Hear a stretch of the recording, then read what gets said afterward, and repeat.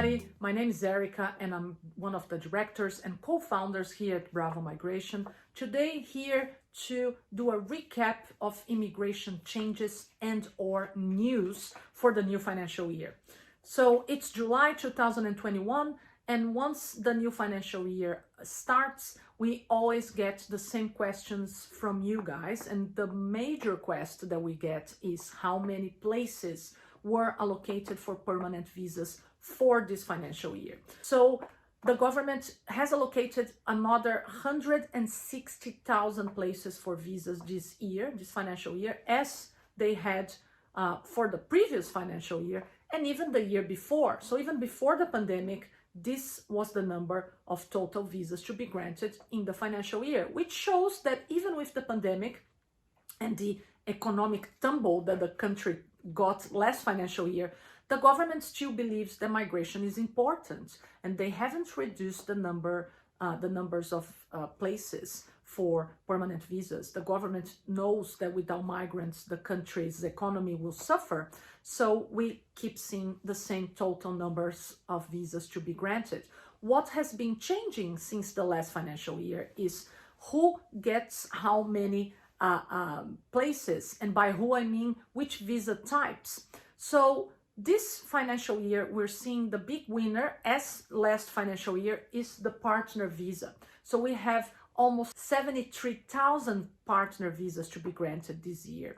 And this is the same as last year. So we saw a great increase in speed of processing for partner visas. So they used to take 2 years to be granted, and now they're being processed much faster, pure and simply because there's more places, more visas to be granted per year. So case officers can grant them faster.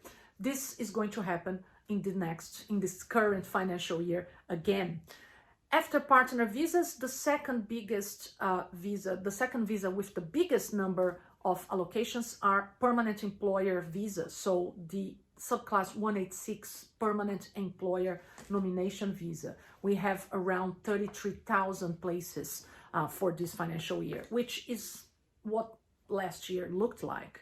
Now, the third highest number of visas will go to global talent visas. So you can see what the government's doing here, looking at partner visas and employer visas. These are people who already have connections with Australia. They're either in a relationship with an Australian or they have a job offer from an Australian company in the case of the employer visa. Now, the global talent visa is for people who are here in Australia or people who have never been here, but who have some sort of international recognition in one of the target sectors that the government's looking for. So we're really looking for people who have something extra. Then the fourth highest number of places is going to business investor visas. So 13,500 places. And one of the changes that occurred on the 1st of July in terms of legislation was an increase in the threshold of assets and business turnover for the 188 business investor and innovation visa. But we still have 13,500 places for this visa, which means the government's still seeking investors to come to Australia, but we're raising the bar a bit. The next highest number of places is going to regional visas. We have around 11,200 places for the 190 permanent state nominated visa and 11,200 places for the provisional state nominated visa 491. And at the bottom is the skilled independent visa with just 6,500 places for the whole year for all people who are sitting within Skill Select waiting for an invitation. Plus, a majority of these visas will be granted to New Zealand citizens in Australia. So if your plan is to get a 189 visa, you need to have a plan B. It will get harder. It is already very hard to be invited for this visa, and it's just going to get harder and harder. We also saw with the regional visas that 11,200 for the 190 and 11,200 for the 491, but every state and territory gets an allocation of those numbers. So New South Wales got almost 10,000 places.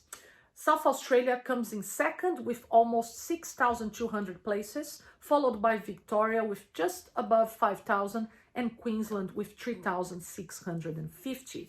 Now, from the states and territories involved in this program, all these 2 visas require state or territory nomination. Not all states are open for applications yet. Today's the 18th of July, so we're waiting for the majority of them to open. Canberra, the ACT is open and has already issued 2 invitation rounds.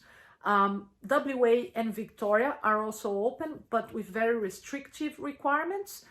On Tuesday, the 20th of July, South Australia will open for applications and their requirements have already been published, a little bit revised criteria and occupation list. And at the end of the month, we are waiting for New South Wales, Queensland and Tasmania to open.